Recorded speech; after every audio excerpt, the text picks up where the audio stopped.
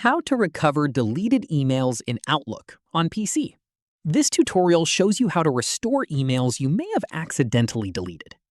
First, open Outlook on your PC. From there, look at the left side panel and click on the Deleted Items folder. After that, scroll through the folder and find the email you want to recover. At this point, select the email and click Restore. This will move it straight back to your inbox.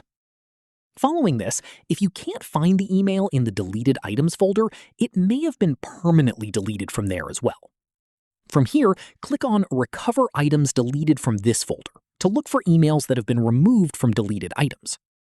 After that, find the email you want to recover from the list, select it, and click Restore to bring it back.